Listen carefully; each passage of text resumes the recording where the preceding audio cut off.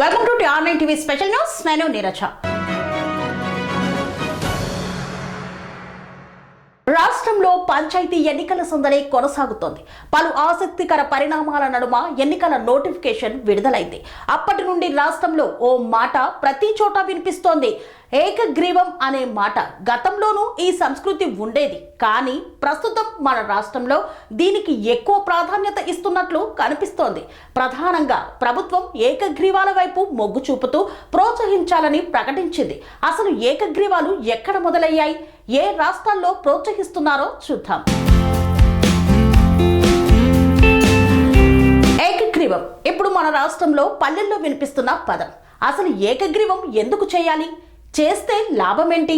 ప్రభుత్వాలు చెప్పినట్లు నిజంగానే నజరానా వస్తుందా, రాకపోతే ఏం చేయాలి అనే ప్రశ్నలు పల్లె పౌరుల మెదులను తొలుస్తున్నాయి. ఏకగ్రీవంగా ఎన్నికైన పంచాయతీలకు ప్రోత్సాహక నగదు కేటాయించే కార్యక్రమం 1960లో రాజస్థాన్ గ్రామంలో ప్రారంభమైంది. ఏకగ్రీవం ఇప్పుడు మన రాష్ట్రంలోని పల్లెల్లో వినిపిస్తున్న పదం. అసలు ఏకగ్రీవం ఎందుకు చేయాలి, చేస్తే లాభమేంటి? ప్రభుత్వాలు చెప్పినట్లు నిజంగానే నజరానా వస్తుందా, రాకపోతే ఏం చేయాలి, వస్తే ఆ నిధులను దేనికి ఉపయోగించాలి అనే ప్రశ్నలు పల్లె పౌరుల మెదళ్లను తొలుస్తున్నాయి. ఏకగ్రీవంగా ఎన్నికైన పంచాయతీలకు ప్రోత్సాహక నిధులు కేటాయించే కార్యక్రమం 1960లో రాజస్థాన్ రాష్ట్రంలో ప్రారంభించింది. ఆ తర్వాత పలు రాష్ట్రాలు దీనిని అమలు చేశాయి. ప్రస్తుతం తెలంగాణ, హర్యానా, గుజరాత్ రాష్ట్రాల్లో దీన్ని అమలు చేస్తున్నారు. ఉమ్మడి ఆంధ్రప్రదేశ్లో 2001 నుండి అమలు చేస్తున్నారు. 2006లోనూ ప్రోత్సాహకాలు ప్రకటించారు. 2013 వచ్చే నాటికి ఏకగ్రీవాలకు ప్రోత్సాహకం అనేక రెట్లు పెరిగింది. ఉమ్మడి రాష్ట్రంలో 2013 జూలైలో పంచాయతీ ఎన్నికలను 3 దశల్లో నిర్వహించారు.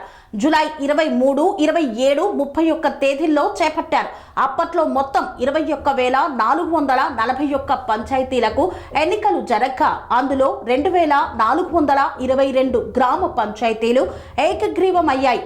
అత్యధికంగా చిత్తూరు జిల్లాలో 293 గ్రామ పంచాయతీలు ఏకగ్రీవం కాగా, ఆ తర్వాత శ్రీకాకుళం జిల్లాలో 202, నెల్లూరు జిల్లాలో 194 గ్రామ పంచాయతీల్లో సర్పంచులను ఏకగ్రీవంగా ఎన్నుకున్నారు. ఏకగ్రీవ పంచాయతీలను ప్రోత్సహించే దిశలో ప్రభుత్వం ఈసారి మరింత భారీగా ప్రయోజనాలు కల్పించేందుకు సిద్ధమవుతోంది. దానికి అనుగుణంగా జీవో నెంబర్ 34ని విడుదల చేసింది. గతంలో 2013 నాటి జీవో నెంబర్ 1274ని సవరించి అదనంగా కొత్త కేటగిరీలు చేర్చారు. గతంలో ఉన్న 2 కేటగిరీల స్థానంలో ఈసారి 4 తరగతులుగా విభజించి పంచాయతీలకు ప్రయోజనం కల్పిస్తామని సర్కారు చెబుతోంది. 2000 లోపు జనాభా ఉన్న పంచాయతీల్లో ఏకగ్రీవంగా ఎన్నికలు జరిగితే ఆ పంచాయతీకి 5 లక్షల వరకు నగదు ప్రోత్సాహం అందిస్తామని ప్రకటించారు. గతంలో 2000 లోపు జనాభా ఉన్న పంచాయతీలను ప్రత్యేకంగా విభజించలేదు. 2001 నుండి 5000 లోపు జనాభా ఉండే పంచాయతీలకు ఏకగ్రీవ ఎన్నికలు జరిగిన పక్షంలో 10 లక్షల నగదు ప్రోత్సాహం అందించారు. 5001 నుండి 10,000 జనాభా ఉన్న పంచాయతీలకు ఏకగ్రీవం అయితే 15 లక్షల రూపాయల నగదు ప్రోత్సాహం అందుతుంది. 10,000 కన్నా అధికంగా ఉన్న పంచాయతీలకు 20 లక్షల నగదు ప్రోత్సాహం అందిస్తామని పేర్కొన్నారు.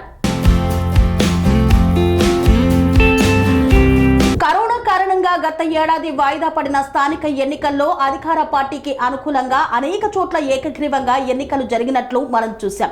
ఇప్పుడు పలు చోట్ల హింస చెలరేగింది. పలు చోట్ల ప్రతిపక్ష పార్టీల మద్దతుదారులను నామినేషన్లు కూడా వేయనివ్వలేదనే విమర్శలు వచ్చాయి. ఆ ఎన్నికలు వాయిదా పడే నాటికి 2,119 ఎంపీటీసీ స్థానాలతో పాటుగా 125 జెడ్పీటీసీలను ఏకగ్రీవం చేశారు. దాదాపు అధికార పార్టీకే 95% పైగా సీట్లు దక్కాయి. ఇదంతా అధికారాన్ని దుర్వినియోగం చేసి ఏకగ్రీవాలు చేసుకున్నారంటూ విపక్షాలు ఎన్నికల సంఘానికి ఫిర్యాదులు కూడా చేశాయి. పంచాయతీ ఎన్నికలు ఏకగ్రీవంగా నిర్వహిస్తే భారీ నజరానా ప్రకటించినప్పటికీ వాటిని విడుదల చేసేందుకు పలు ప్రయత్నాలు చేయాల్సిన అనుభవం గతంలో ఉందని పలువురు మాజీ సర్పంచులు చెప్తున్నారు. ఈసారి అలాంటి పరిస్థితి రాకుండా ఎన్నికలు పూర్తి కాగానే ఆయా పంచాయతీలకు నిధులు జమయ్యేలా నిర్ణయం తీసుకోవాలని సంస్థ ప్రతినిధిగా పనిచేసిన నేతలు డిమాండ్ చేస్తున్నారు. ఏకగ్రీవంగా ఎన్నుకుంటే కలిగే ఉపయోగాలు ఏమిటనే ప్రశ్న అందరిలోనూ ఉత్పన్నమవుతోంది. ప్రభుత్వం ఇచ్చే ఒక్క నజరానే కాకుండా అనేక ప్లస్ పాయింట్లు ఏకగ్రీవాల ద్వారా పొందవచ్చు. ప్రధానంగా గ్రామంలో ప్రచార హోరు ఉండదు, నగదు మద్యం పంపిణీ ఉండదు, ఎన్నికల నిర్వహణ ఖర్చు ఉండదు, గుమిగూడే అవసరం ఉండదు. ఏకగ్రీవాల ద్వారా వచ్చిన నిధులపై గ్రామ పౌరులందరికీ సమాచారం ఉంటుంది. వాటి ఖర్చుపై చర్చించి పనులు చేస్తారు. అవినీతి తక్కువ జరిగే ఆస్కారం ఉంటుంది. కని విని ఎరగని రీతిలో మీ ఇంట జరిగే వేడుకలకు అందమైన వేదిక శ్రీలక్ష్మి బ్యాంకెట్ హాల్. ఫంక్షన్స్ చేయాలంటే ఇల్లు చిన్నగా ఉందని ఆలోచిస్తున్నారా? చిన్న ఫంక్షన్ కోసం ఎక్కువ డబ్బులు వృధా చేస్తున్నారా? అందుకే మీ సౌలభ్యం కోసం అత్యాధునిక అంగులతో అందుబాటు ధరలో లభిస్తోంది శ్రీలక్ష్మి బ్యాంకెట్ హాల్. పుట్టినరోజులకు, పెళ్లి రోజు వేడుకలకు, రాజకీయ పార్టీ సమావేశాలకు, కార్పొరేట్ కాన్ఫరెన్సులకు అద్భుతమైన ప్రదేశం శ్రీలక్ష్మి బ్యాంకెట్ హాల్. మీ ఇంట జరిగే ఏ శుభకార్యానికైనా అతి తక్కువ ఖర్చుతో గ్రాండ్గా సెలబ్రేట్ చేసుకునేందుకు అనువైన ప్రదేశం శ్రీలక్ష్మి బ్యాంకెట్ హాల్. మా అడ్రస్ శ్రీనగర్ కాలనీ, రాధికాటు, Saket main road, Kapra, Hyderabad. Pin code number 500062. Booking కొరకు సంప్రదించాల్సిన ఫోన్ నెంబర్స్ 9393142738, 9391808087 మరియు 8234070707.